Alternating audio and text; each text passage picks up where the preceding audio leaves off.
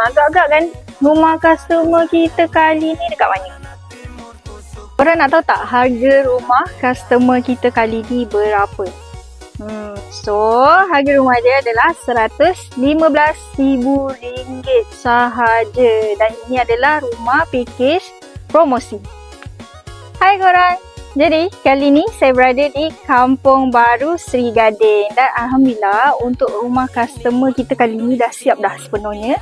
Dan tak lama lagi kita dah boleh dah serahkan kunci kepada tuan rumah. Jadi, jom saya bawa korang kita review rumah ni. Jom.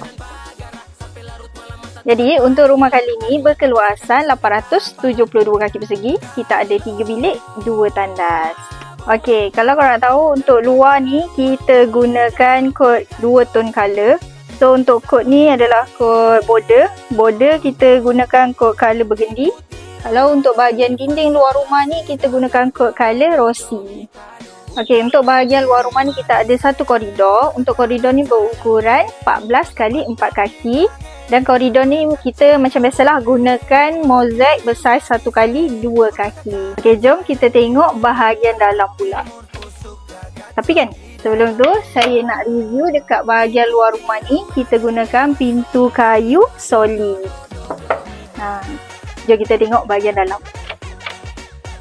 Okey, so kita dah masuk dekat bahagian ruang tamu. Untuk ruang tamu ni berukuran 14 x 14 kaki. Dan di sini adalah bahagian ruang keluarga. Untuk ruang keluarga ni berukuran 10 x 10 kaki. Untuk rumah kali ni kita dah dilengkapi dengan mozaik 16 kaki di setiap ruang. Dan dah ada aksesoris lampu dan kipas. Dan termasuk fitting elektrik.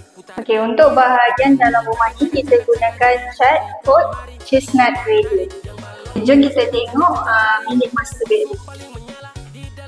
Okey, sekarang kita berada dekat bilik master bedroom. Untuk bilik master bedroom ni berukuran 14 x 10 kaki.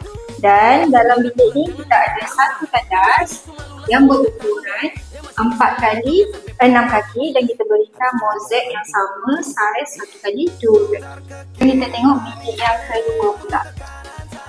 Okey, sekarang kita dekat bilik yang kedua. Untuk bilik yang kedua ni berukuran 10 x 10 kaki. Okay, kali ni kita tengok bilik yang ketiga pula. Okey, sekarang kita berada dekat bilik yang ketiga yang berukuran sama dengan bilik 2, 10 x 10 kaki. Okey, so ini adalah tandas yang kedua. Untuk tandas ni berukuran 4 x 6 kaki dan tandas ni macam biasa kita bagi mozaik 1 x 2 kaki.